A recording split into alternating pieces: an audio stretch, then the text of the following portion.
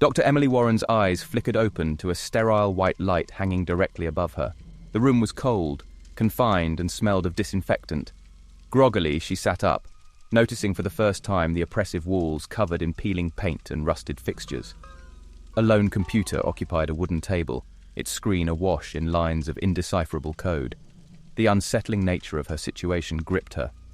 The last memory she had was giving a lecture at the university on microbiology, then a sudden wave of dizziness followed by darkness.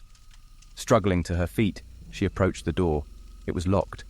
A cold wave of panic washed over her, but she fought it back. Emily scanned the room for alternatives. Trying to interact with the computer proved futile. It was password protected.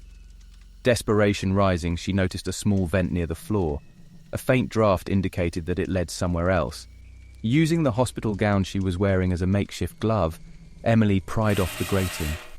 Despite the cramped space, she squeezed herself in and started crawling through the dark, narrow tunnel. The dust and cobwebs indicated that this passage hadn't been used for a long time. After what felt like an eternity, she saw light ahead. She finally emerged in another room. This one was a chaotic mix of science and horror. Vials of unknown substances filled the shelves, while the floor was littered with papers featuring scientific jargon she could barely understand at first glance.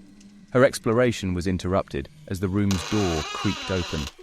A middle-aged man, balding and wearing a discoloured lab coat, entered the room.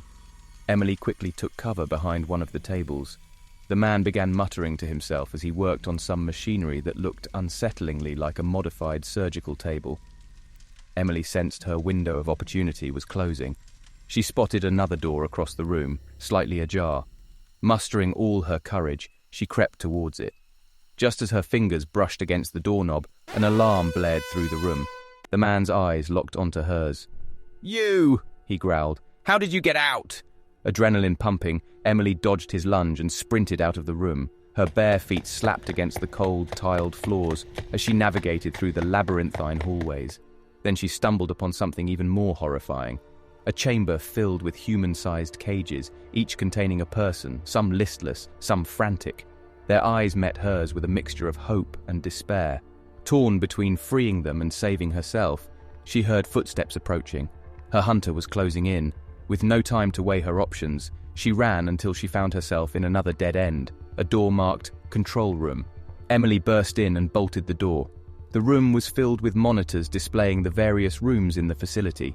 Among the scattered papers and electronic equipment, she found another computer terminal. This one, mercifully, was unlocked. She discovered a set of controls for the facility, including one ominously labeled emergency shutdown. Behind her, the door shuddered under the force of repeated blows. The man was trying to break in. With her finger trembling, Emily clicked on emergency shutdown. The facility plunged into darkness. Backup lights flickered on a moment later. She could hear a series of mechanical clicks echoing through the hallways, followed by distant cries of relief. She had unlocked the cages.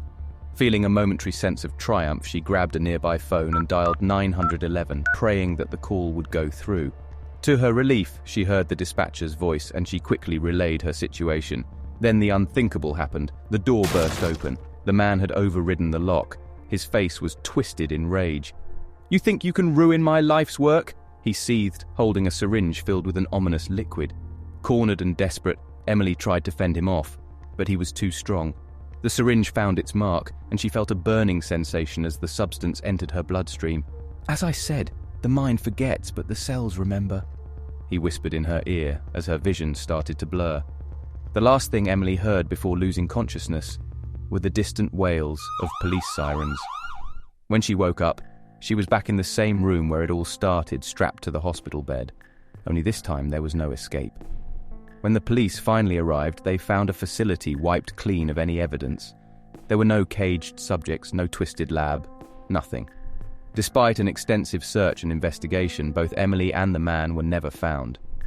Weeks later, a body washed up on the riverbank of a secluded area. The authorities identified it as Dr. Emily Warren. The autopsy was inconclusive, citing unknown causes for her death. The lab remained undiscovered, its whereabouts a mystery.